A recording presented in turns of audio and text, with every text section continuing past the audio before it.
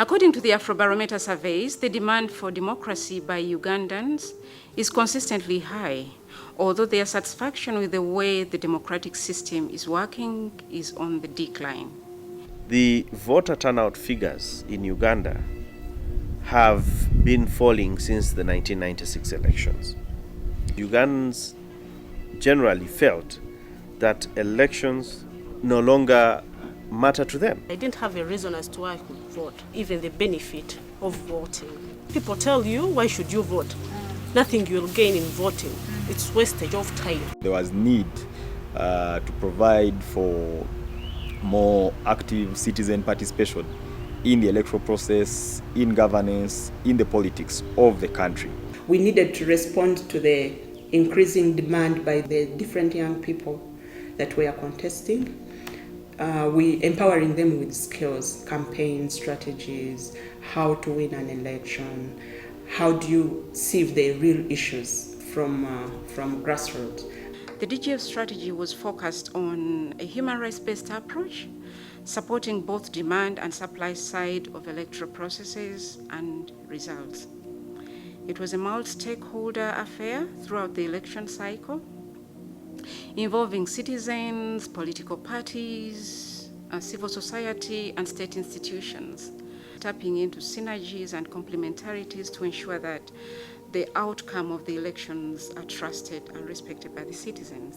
We did community clinics that brought the groups of about 100 to 150 citizens to discuss on different aspects within the electoral process. We did embark on sensitizing citizens about roles and responsibilities of leaders at different leadership positions, but also about their own roles and responsibilities as responsible citizens. As a partner of DENIVA and with funding from Democratic Governance Facility, we rallied 12 neighborhood assemblies and taught them who a good leader should be from each level, from the lower local government to the presidential level. We organize what we call constituency parliaments, which are basically spaces where citizens were able to engage with members of parliament who were able to launch a collection of views from citizens on what they felt were the key priorities that they had, that they wanted the next government, the next leadership to be able to respond to. As we drew closer to 2016 general elections, CEDU played a critical role in as far as mobilizing Ugandans to take part in the national ID registration process. Then top power came that if you vote wisely and you vote the person who cares, schools will be built, medication will improve, earning will be better.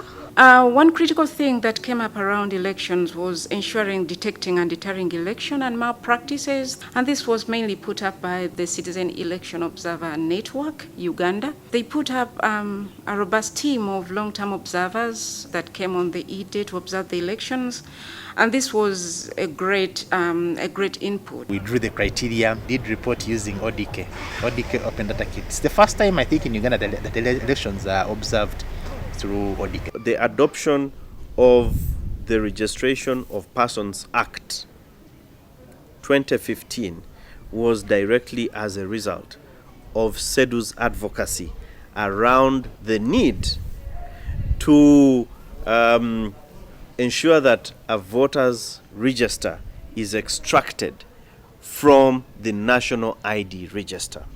When we went to do our end-line survey, we actually realized that over 95% of the people who had received voter education information from activities participated in the elections. A case in a point is Mr. Ramitoma Esau of Kahokomitoma in Nyakajeme sub-county, a community group leader who took it upon himself to mobilize other groups to sensitize them about the importance of turning out to vote and choosing the leaders who will deliver services to them. Enyemaho tukantutera ebyakaruru ahabutamanya twarize kubona abarada batanka kutushomesa twayege kumanya tushimiye kwanda ugera ki ntukora ishonga yenyene okutaguza karuru kitu nico cyabegera ikikuru kandi icyo nico cyabe gisingireho kutushisha hakuba abemezi politician baza kumanya ngo akaruru kitu nakabasa kugurwa batanka kusuta mwe sente kugura akaruru wakurgira kuba yemba tushomesa twatandika kumanya ngo akaruru kitu narigira kargitu okugira ngo twakoze sajya akaruru kitu ntubasa kutunga bizuru kwetenga ibirabose kutungura okurugo mu government kurabirombe bembezi abo turabe turunzire abashemiriye kubantu batwebembera. SEDU was able to mobilize over 95% of people of voting age to turn up and register themselves. This has never happened in the history of Uganda. Me as a youth, I heard that we have to follow elders. That once over my dad is supporting this, that's what I have to support. But SEDU came out and gave us information that it's you, not the elder people. So we were helped.